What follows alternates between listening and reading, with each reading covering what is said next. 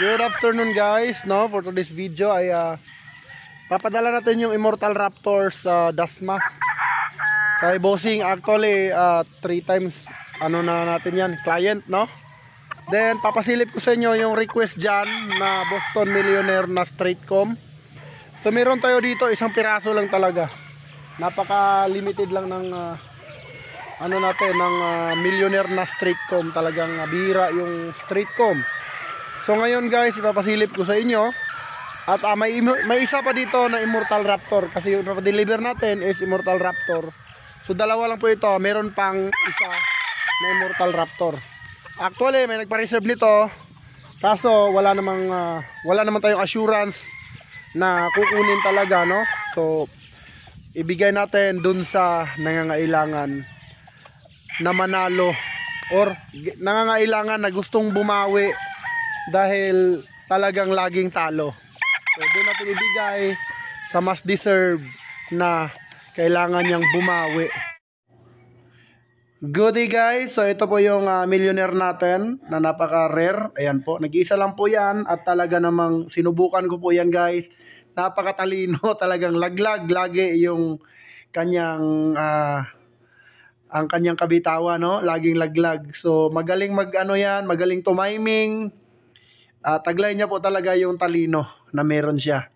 Kaya siya tinawag na millionaire kasi talaga namang ilalaban yung milyon mo pag ito po ang nasa gradas. Guys, ito pwede nyo i-infuse sa inyong mga sweaters kung nawala na yung winning line ninyo. So pwede yung Boston Millionaire. Ito naman guys, yung isa kong white air kasi yung isa niyan ay na-out na natin at nakuha na po sa taga-Tansa. So medium toy station lang din yung ating white air.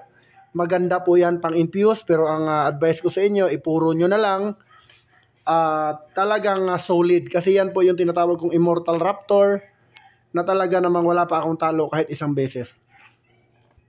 Pinasubukan ko rin yan doon sa kliyente ko.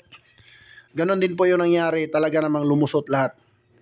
So merong request sa atin guys na Allen Roundhead pero bago yan, ipapakita ko muna sa inyo yung ating LDT Gray na Roxy Jimenez LDT line. So yan po yung isa sa magandang gawing materyales. Ayan po guys.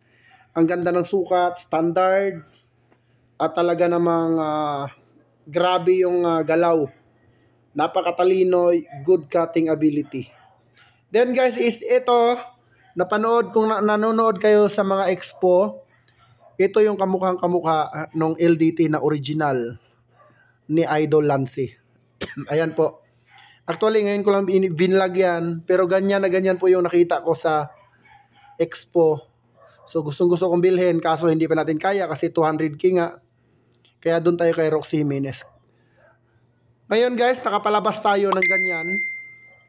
Grabe, napaka-swerte po ng makakuha niyan. At pangmasa lang po yan. Pero yan at yung nakikita nyo sa expo, iisa lang po talaga. Ako na po nagsasabi, grabe, sobrang solid.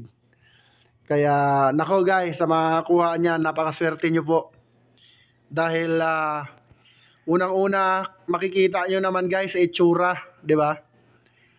Kung ikaw ay veterans at marunong sumipat, makikita mo po talaga yung quality ng ating mga nire-release na mga broodstag. So, itong area na to, ito po ay mga brood materials.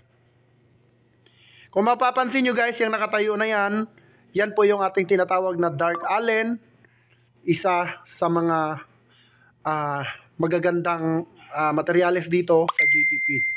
So, tayo yung palong, bulbok body, napaka-solid. Ayan guys, running 7 months. So napakaganda gawing brood material kasi bata pa, mahaba-haba pa yung gagamitan ninyo. Kita nyo naman guys, napakanipis ng paa. Then dito naman tayo sa isang Allen kung saan grabe yung gwapo.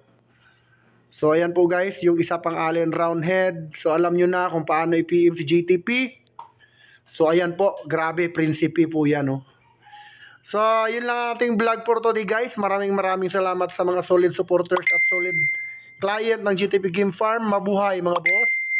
And always support your passion. Kung saan kayo masaya, dun ka. God bless, mabuhay ang bayang Sabongero.